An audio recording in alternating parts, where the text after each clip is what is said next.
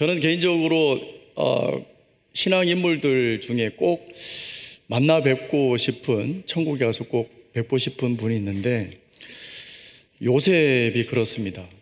그리고 다니엘이 그렇고요. 많은 분들을 만나보고 싶지만 또 오늘 우리가 묵상할 이 느헤미야가 그렇습니다. 묵상할 때마다 얼마나 감동이 되는지 말씀을 준비하면서 저 자신이 너무 부끄럽고 또 회개도 하고 은혜도 많이 받았습니다. 그래서 오늘 그 느헤미야 이 말씀을 보시면 이분의 성함의 이름은 여호와께서 위로하시다, 이런 뜻을 가집니다. 느헤미야를 보실 때 시대적 배경을 조금 우리가 이해해야 될 텐데요. 이 귀한 포로 귀한 1, 2, 3차 내용을 조금 아셔야 됩니다. 예루살렘이 바벨론에 의해서 함락된 게 BC 607년 정도 되는데 다시 고레스 칙령과 그리고 다리오 왕의 명령에 의해서 1차 포로 귀환을 허락합니다. 그때가 BC 537년이죠. 예루살렘이 무너진 다음 70년이 지난 후에 이제 1차 포로 귀환을 시작하게 되었습니다. 그때 이제 어떤 내용이었냐면 스룹바벨의 주도하에 성전을 재건하는 일이었습니다. 여러분 다 아시다시피 학개와 스가랴가 그때 귀환했던 예언자 선지자인데요. 그 학개와 스가랴의 내용을 보면 성전 건축을 하라고 독려하는 내용이 나옵니다. 그리고 2차 포로 귀환을 하게 되는데 학사 겸 에스라를 통해서 주도해서 이제 2차 포로 귀환을 하게 되죠. 그리고 3차 포로 귀환을 누가 주도로 이끌어 갑니까? 오늘 말씀 느헤미야입니다. 근데 2차와 3차 포로 귀환에 이 연결점이 있고 비슷한 시기에 일어난 사건입니다. 그래서 3차 포로 귀환을 하고 느헤미야가 중점적으로 가졌던 성벽 재건과 그리고 신앙 갱신 운동을 에스라와 함께 하기 시작하는 것이죠. 그래서 시대적 내용을 조금 알면 느헤미야를 우리가 읽어가면서 더 묵상하기 좀 편하다라는 생각을 합니다. 그렇다면 오늘 말씀 보면서 느헤미야는 어떤 사람이었고 또 어떤 사건이 있었는지 한번 살펴보기를 원합니다. 1절 말씀을 보시면 하가랴의 아들 느헤미야의 말이라 아닥사스다 왕 제20년 기슬루월에 내가 수산궁에 있었다 이야기합니다. 기슬루월에 수산궁에 있었다고 이야기합니다. 2절에는요, 내 형제 가운데 하나인 하나니가 두어 사람과 유다로부터 이제 옵니다. 그래서 이 사로잡힘을 면하고 유다에 있는 남아있는 자들이 그 상황이 어떤지 이제 3절에 느헤미야에게 보고를 합니다. 3절에 보시면 3절에 우리 한번 같이 한번 읽어볼까요? 그들이 내게 이르되 사로잡힘을 면하고 남아있는 자들이 그 지방 거기에서 큰 환난을 당하고 능력을 받으며 예루살렘 성은 허물어지고 성문들은 불탔다 하는지라. 아멘. 에스라서 4장의 내용에 잠깐 보시면 성벽 재건이 페르시아를, 그 당시 바사 이 제국을 반역하는, 모반하는 일이라고 대적들이 막 밀고를 합니다. 그래서 성전 재건을 다시 실패해요. 중단됩니다. 그때 회파되고 성이 불타고 다시 낭패를 겪게 되는 상황을, 그 처참한 상황을 이제 형제인 하나니가 느헤미야에게 이야기한 것입니다. 그렇다면 느헤미야는 어떤 사람입니까? 누구입니까? 느헤미야는 참 눈물이 많았던 사람이었는 것 같습니다. 고향에 돌아가고 싶은 열망 때문에 눈물을 흘렸던 사람입니다. 동족애가 누구보다도 돈독했던 그가 고향 이야기만 나오면 우는 거죠. 고향 소식을 오늘 3절과 4절 이하에 보시면 성이 다 불타고 회파되고 비참한 상황을 듣자마자 이 느헤미야는 울기 시작하는 겁니다. 그러면 우리는 왜 웁니까?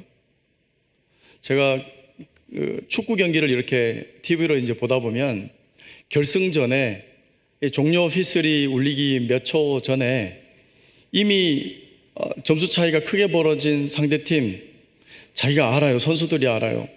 그만 주저앉는 거예요. 패배를 인정하는 거죠. 그리고 엉엉 울더라고요. 스포츠 선수들은 그렇게 울고, 쇼 프로그램에 무슨 경진대회가 있으면 거기에 나가서 자기가 합격되지 못해서 자기의 처지 때문에 막 웁니다. 경제적으로 어렵다고 울고, 병났다고 울고, 가정에 문제가 있다고 그렇게 우는 거죠. 그런데 느헤미야는 왜 웁니까? 내용이 조금 다른 것 같습니다. 예루살렘 성이 무너지고 불탔다는 그런 소식을 듣자마자 앉아서 울기 시작하는 겁니다. 하나님의 성과 하나님을 믿는 믿음의 백성들이 조롱거리가 됐다고 얘기하니까 영혼으로부터 사무쳐오는 이 북받치는 울분을 하나님께 토하는 겁니다. 하나님, 그러면 안 되는 것 아닙니까? 믿는 자들이 저렇게 비참한 삶을 살아가면 안 되는 것 아닙니까? 그렇게 울고 하나님께 금식하고 나아갔다는 겁니다. 근데 느헤미야의 상황을 보면 사실 느헤미야도 할 말이 많은 분입니다. 1차 포로 기한에도 자기 명단이 없었고 2차 포로 기한에도 자기 명단이 없었습니다. 남겨진 사람이었습니다. 이렇게 동족의 그리고 하나님 믿는 사람들의 공동체에 이렇게 가슴 절절히 가고 싶은, 고향하고 싶은, 귀향하고 싶은 이런 열망이 있는 사람인데 남겨졌으니 그 한스러운 마음을 어디 누구에게 위로를 받겠습니까? 아버지로부터 고향 이야기를 들었겠죠. 할아버지로부터 고향 이스라엘 땅에 대해서 듣고 알았겠죠. 근데 결국에는 남겨진 자가 되어버렸습니다. 2차까지 자기 명단에 없습니다. 오히려 잘된 것은 우리 형제 중 하나니가 2차의 명단에 아마 들어갔었는가 봅니다. 그래서 거기에 있다가 한 14년 정도 걸리거든요. 3차 포로 기한까지. 그래서 오랜만에 이제 방문해서 그 상황을 이제 이야기하는 겁니다. 느헤미야는 부러웠겠죠, 하나님이. 늘 민족에 대해서, 고향 소식에 대해서 목말라 했던, 그것 때문에 울고 웃었던 그런 느헤미야입니다. 제가 이제 신방을 하다 보면 우리 영락교회 특징도 그렇지 않습니까? 이북에서 이제 넘어오시고 고향 소식에 그저 그렇게 관심 갖고 가슴 시리게 고향의 가족들을 보고 싶어 하시는 우리 은퇴 집사님들, 권사님들 연세가 아주 높으시죠. 그분들이 말씀하십니다. 명절 때나 어떤 기념일이 되면 그저 고향 생각이 나셔가지고 우는 겁니다. 우셔요. 형님이 살아 계시려나 그러시면서 우셔요. 신의주 이야기만 나오면 우시고 함경북도 함경남도 이야기만 나오면 그저 우셔요. 그래서 우리 교회 주위에 냉면집이 그렇게 많은 것 아닙니까? 냉면을 다들 그렇게 좋아하세요. 저는 아직도 적응이 안 되는 냉면도 있는데 얼마나 좋아하시는지 몰라요. 고향에 대한 이 슬픔은 이제 이북에서 오신 우리 선배 신앙인들, 영락교회 귀한 성도님들 보면 느헤미야의 마음을 조금이나마 아실 수 있다고 생각합니다. 민족의 뿌리, 믿음의 뿌리, 정체성의 뿌리가 예루살렘에 있고 이스라엘에 있으니까 보고 듣고 신앙교육을 들었던 이 느헤미야가 고향에 가고 싶은, 목숨 걸고 가고 싶은 마음도 충분히 이해하는 거죠. 그런데 결과는 남겨져 버렸습니다. 느헤미야가 아무래도 그렇게 생각하지 않았겠습니까? 왜 나는 남겨질까? 왜 나는 자꾸 그 명단에 빠질까? 왜 나는 이 모양일까? 거기에 끼지 못하고 항상 이럴까? 항상 외톨이처럼 이렇게 외로울까? 허망한 생각이 들었을 수 있습니다. 성실하게 내가 그렇다고 믿음 생활 잘 안 지키는 것도 아니고 이곳에 잘 지키고 코로나지만 열심히 예배하고 기도하고 그 자리를 지키는데 우리 성도님들 중에서도 꼭 이런 분이 있습니다. 믿음의 사람이라고 집사님이라고 권사님이라고 다 칭찬하시는데 그분이 마지막에 가서는 남겨지고 잘 안 되는 분들이 있어요. 느헤미야도 그래요. 느헤미야도 오늘 마지막에 어떻게 내 이름이 거기 없나 이렇게 하고 있습니다. 인생을 돌아보면 참으로 느헤미야만큼 성실하게 살았던 사람도 없죠. 왕의 눈치를 보면서, 이방 왕의 눈치를 보면서 섬기면서 그 열심히 하나님 믿고 살았는데 그리고 결국에는 이 술관원이라고 하는 귀한 직분, 장관급입니다. 그 장관까지 오르게 된 이 연유를 보면 얼마나 성실하게 살았겠습니까? 하나님 믿으면서. 그런데 자기는 이렇게 고향에 갈 수 없는 존재. 왕을 만날 때도요, 하루에 한 번 이상은 왕을 아련하는 아주 돈독한 관계, 높은 위치에 있는데도, 믿음 생활 잘하는데도 자기는 그저 남겨져 있고 뒤처져 있다는 생각을 할 수 있습니다.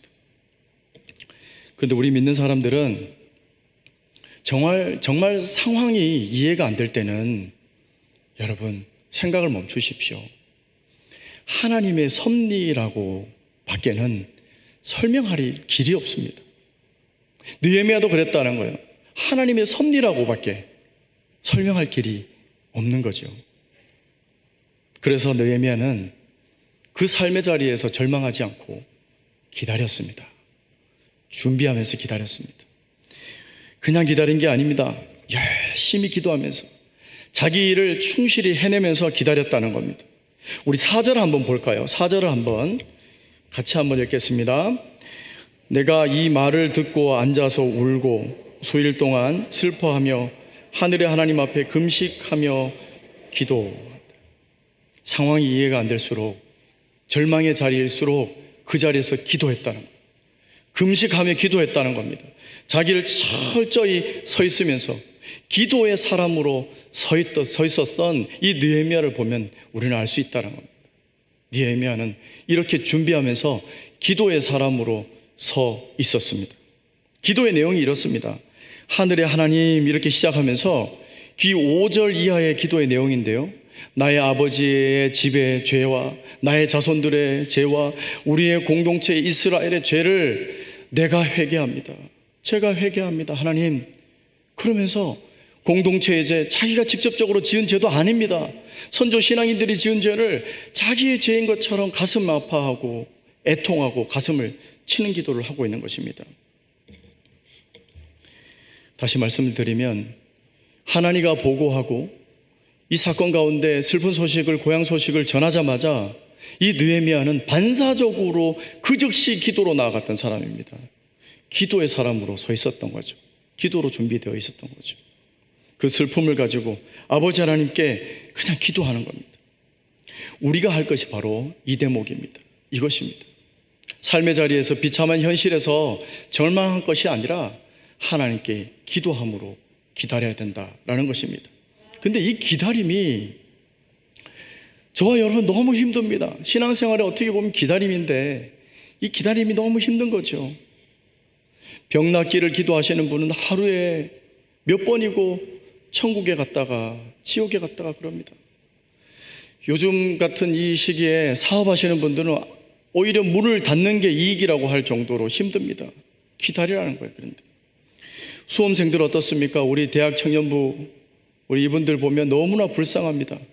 1.2점 때문에 합격이 그냥 당락이 결정이 되는 거 보면 참으로 슬픈 현실입니다. 참으로 쓰라리죠. 그 쓰라린 가슴을 가지고 견디고 기다리게 되는 겁니다.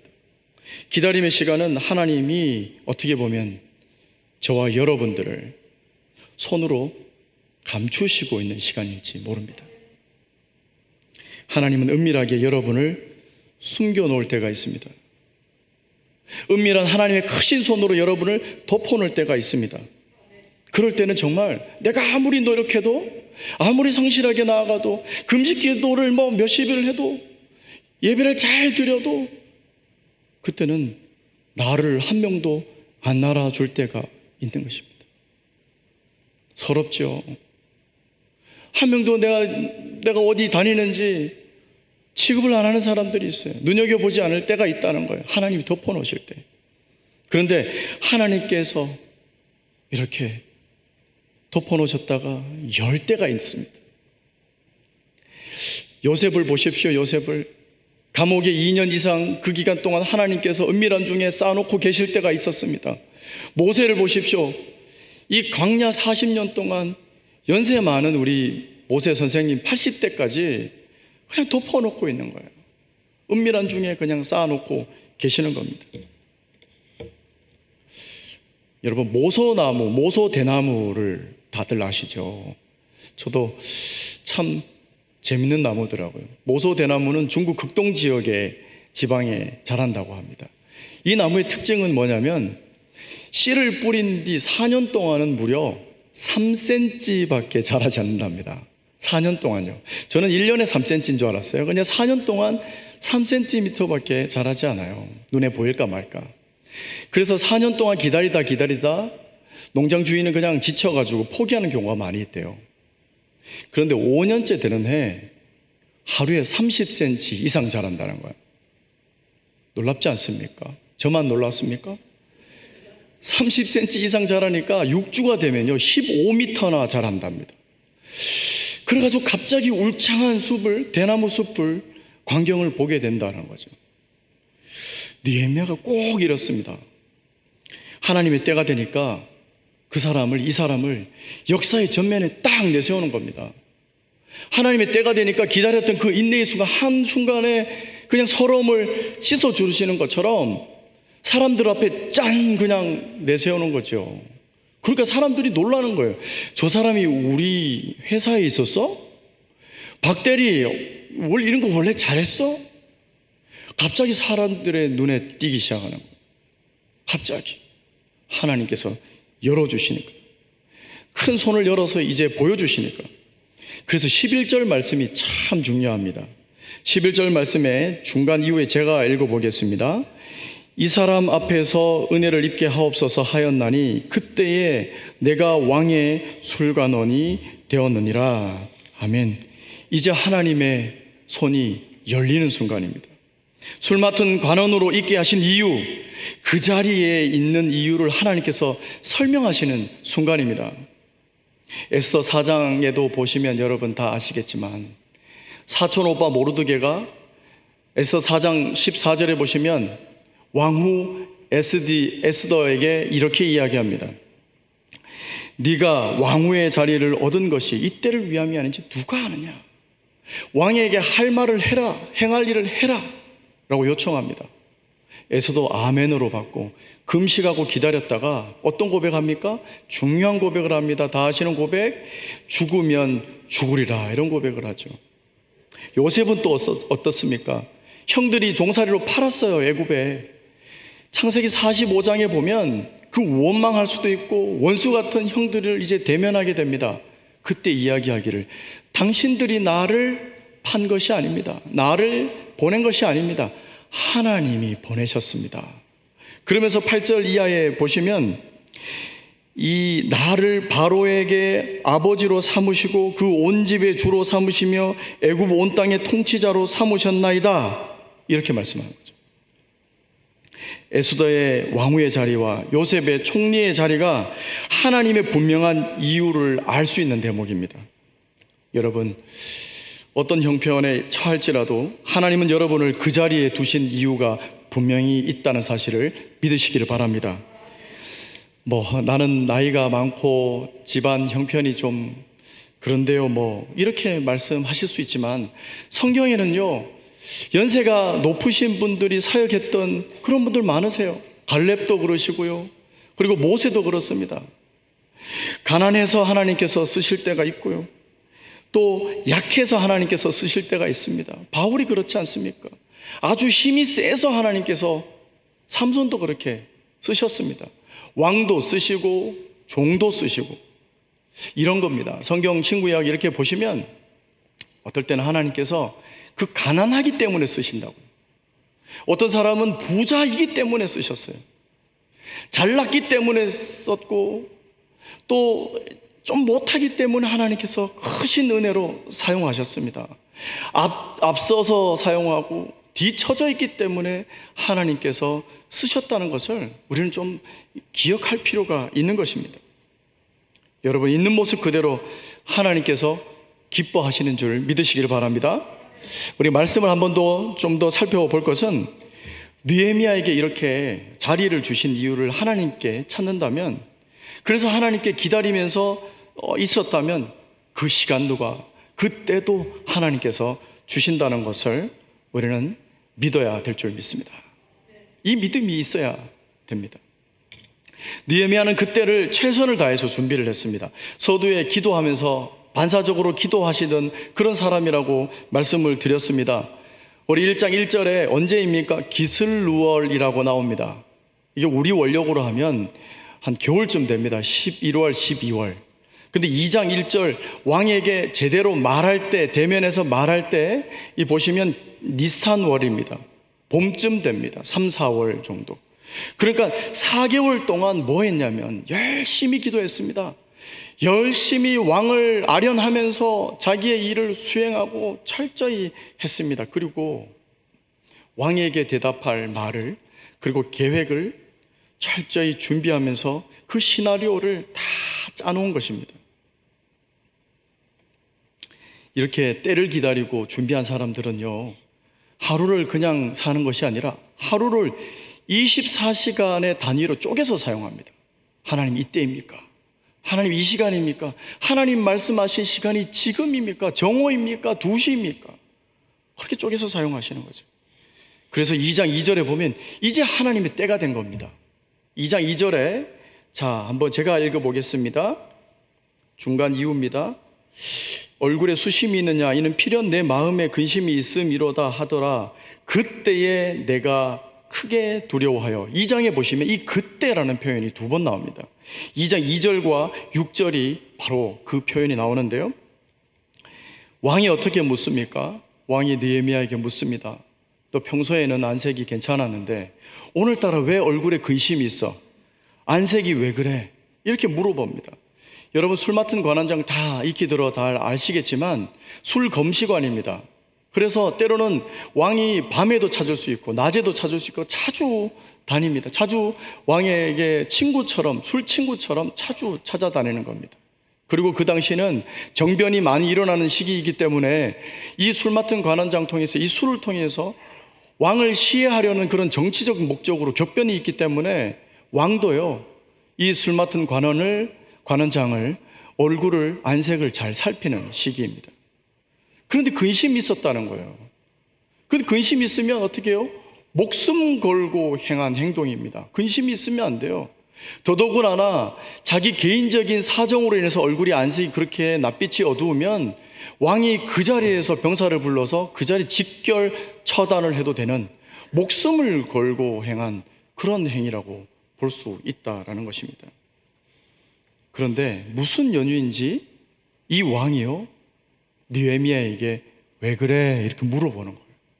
무슨 연유인지 이유를 묻고 있습니다. 저는 이 상황이 도저히 이해가 되지는 않습니다. 여러분 이해하세요? 역시 이해가 안 되시죠? 그리고 6절에 보시면요, 이 왕후도 그 자리에, 그때에 왕후도 함께 있었다 말씀합니다. 왕후도 함께 그 자리에 있었다는 것은 무슨 큰 결정을 하고 또 신하가 이렇게 아련해서 보고를 하면서 어떤 일을 허락을 받을 때 왕후가 있으면 분위기가 좋아집니다. 그 자리에도 있었던 거예요. 느헤미야는 3절에 어떻게 대답합니까? 다 준비해 놓았다니까요. 너무나 지혜로운 대답을 하고 있습니다. 3절, 2장 3절을 한번 읽어보겠습니다. 같이 읽겠습니다. 왕께 대답하되 왕은 만세수를 하옵소서. 내 조상들의 묘실이 있는 성읍이 이제까지 황폐하고 성문이 불탔사오니 내가 어찌 얼굴에 수심이 없사오리까 하니. 아멘. 참 지혜롭게 대답을 합니다. 먼저는 2절, 3절, 4절 보시면 왕은 만세수 하옵소서 이렇게 이야기합니다. 뭡니까? 이 술에 독이 없습니다. 시해하려는 위험 요소가 없습니다. 이렇게 안심을 시키고 시작을 해요. 그리고 먼저 이야기하는 것이 묘실을 이야기합니다. 나의 조국, 나의 고향 묘실을 먼저 이야기합니다. 정말 얘기하고 싶었던 것은 성벽을 재건하고 싶습니다, 이 얘기인데 묘실을 먼저 이야기합니다. 조상의 묘는요, 그 중동 근대, 고대 근동 중동의 이 모든 사람들이 조상의 묘는 애착이 있고 경외가 있습니다. 이방인들이라고 하더라도.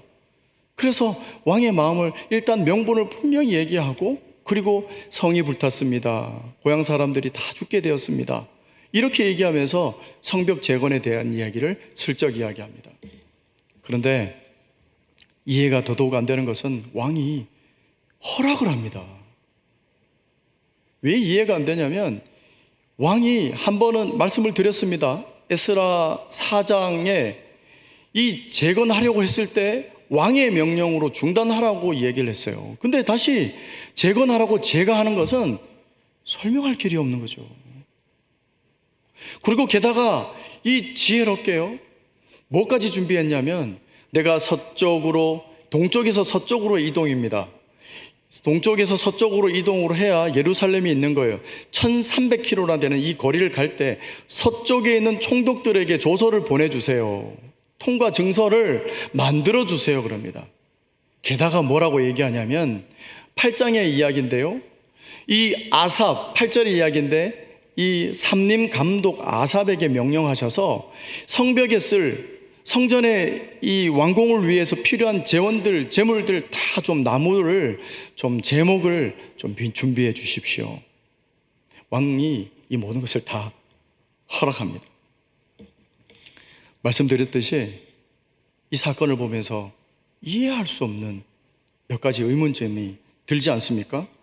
왕이 안색이 안 좋은 술관을 그냥 살려둔 것과 그 자리에 오히려 안부를 묻고, 그리고 성벽 재건에 대한 필요한 모든 것을 주겠다고 하고, 서쪽 총독에게 조서를 주겠다고 하고, 그리고 왕의 명령을 오히려 스스로 어기는 거예요. 중건하지 마라 했는데 다시 재건하도록 허락하는 거, 참 이해가 안 됩니다. 세상 사람들은 당연히 이런 말을 하면 다 거짓말이라고 얘기해요. 믿질 않습니다. 근데 세상의 눈으로 보면 의문을 가질 수 있죠. 왕이 잘한 것 같고, 말도 안 되는 이야기 하지만 그래도 100번 양보해서 왕이 잘한 것 같고, 느헤미야가 아주 장꾀를 굴려가지고 잘한 것 같다, 이렇게 생각할 수 있지만, 그러나 우리는 믿음의 눈으로 본다면 분명히 이해할 수 있습니다. 느헤미야가 이 사건을 어떻게 설명하는지 아십니까? 2장 8절입니다. 2장 8절 하반절에 제가 읽겠습니다. 이 사건을 두고 느헤미야는 하나님의 선한 손이 나를 도우심으로 왕이 허락하고, 이렇게 이야기합니다. 하나님의 선한 손이 도우셨다는 거예요. 이스라엘 백성에게 돌아가서 2장, 우리 몇 절입니까?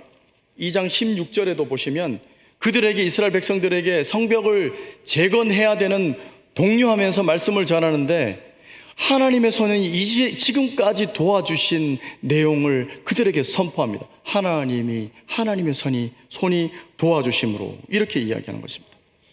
여러분, 삶의 현장 가운데 상황이 이해가 안 될 때 많이 있습니다. 우리 믿는 사람일수록 더 그럴 때가 많이 있습니다. 도저히 분간이 안 되고 이해 안 되고, 나에게 왜 이런 일이 있지? 나쁜 일도 그렇고요, 나에게 이런 과분한 은혜가 있나 할 때도 그렇습니다. 그럴 때는 누가 하셨다고요? 하나님의 선한 손이 분명한 목적을 가지고, 이유를 가지고 하나님께서 움직이신다는 것을 믿고 의지하시길 바랍니다. 그래서 삶의 현장이 아무리 비참할지라도 하나님의 선한 손이 있으므로 기다리자, 이 고백하며 나아가시기를 바랍니다. 마지막으로 우리가 이제 살펴볼 것은, 그렇다면 여러분은 무엇이 무너졌습니까? 지금 이스라엘은 성벽이 무너지고 공동체가 다 파괴됐습니다. 불이 타버렸습니다. 여러분, 혹시 직장이 무너졌습니까? 가정이 무너졌습니까? 질병 때문에 몸의 건강이 무너졌습니까? 삶을 지탱하고 의지했던 것이 이 코로나 때문에 다 무너졌습니까? 사실 겉으로 보기에는 그게 무너져서 너무나 힘들지만, 겉으로 보기엔 실상에는 그게 아니라는 거예요. 문제는 느헤미야는 이 문제를 분명히 알고 있었던 사람입니다. 성벽이 무너지고 공동체가 무너졌다고 피상으로는 그렇게 보일지라도, 바로 느헤미야는 영적인 재단이 무너진 것을 알았습니다. 기도의 재단이 무너졌고 예배의 재단이 무너졌구나, 신앙의 공동체의 재단이 무너졌구나, 이렇게 하는 거죠. 코로나 시기에 우리의 예배의 재단이, 믿음의 재단이 무너졌습니다. 하나님은 무너진 재단을 받지를 않으세요. 가인의 재단을 받지는 않으십니다. 경제적인 문제가 무너진 게 아니라, 가정이 무너진 게 아니라 예배입니다. 예배, 믿음입니다. 왜냐하면 느헤미야 3장에 보십시오. 3장에 1절에 보시면 이제 성벽 공사를 시작하는데 1절에요. 제가 읽겠습니다. 그때의 대제사장 엘리아십이 그의 형제 제사장들과 함께 일어나 양문을 건축했다. 이 양문이 무슨 문이지요? 제사의 문입니다. 제물을 들락거리게 하고 제물을 통과시키는 제사의 문입니다. 그리고 3장 마지막 절 32절에도 이 성전 공사가 완공될 때에 양문으로 마치게 됩니다. 무슨 말씀입니까? 이렇게 하신 게 우연이 아닙니다, 여러분. 제사의 제단을 먼저 시작을 해서 제사의 제단으로 그리고 그 문을 완공하게 하는 것은 하나님이 여러분을 향한, 저와 여러분을 향한 분명한 말씀, 뜻이 있다라는 것입니다. 예배가 시작이고 예배가 마침인 것을 말씀을 통해서 우리에게 말씀하고 있는 것입니다. 코로나 때문에 다른 것이 무너진 게 아니라 기도 생활이 무너졌습니다. 말씀 공부가 무너지고 예배 생활이 무너졌습니다. 온라인으로 드릴 수 있다고 하니까 이제 온라인에서 안 오세요. 젊은 분들은 더더욱 안 오세요. 연세 드신 분들은 사정이 그렇다고 해서 우리가 다 이해하는데 하나님도 이해하실 거예요. 그런데 젊은 분들은 왜 그렇게 안 오시는지 모르겠어요. 우리 교회가 1부에서 5부까지 예배 드려서 자리가 분산시키면 많이 넉넉합니다. 특히 4부에서 5부 많이 오셔도 되는데 안 오셔요. 제가 그래서 권사님 집사님들 한번 젊은 분들 한번 말씀을 들어보면 또 고백이 또 이래요. 그럼 예배를 드리다 보면 자꾸 이렇게 설거지가 눈에 보인대요, 집에서. 그래서 빨리 끝내야지 하고 달려가서 설거지를 하다 보면 오늘따라 설거지가 왜 이렇게 많은지 우리 담임 목사님 축도할 때 이제 끝난대요. 설거지를 했는지 축도를 어떻게 받았는지. 그리고 어떤 사람은 예배를 드리다가 깜짝 놀라 보니까 잠옷을 입고 있더래요. 양말도 안 신고. 여러분, 온라인 예배 드리다가 카톡이 오면 카톡을 봅니까? 안 봅니까? 봅니다. 다 봐요. 그러면 그 예배 시간 내내 답을 해야 될까 말아야 될까 이 고민에 빠져 있어요. 제가 드리는 말씀은 온라인 예배를 무시하는 것이 아니라 집중이 잘 안 되세요.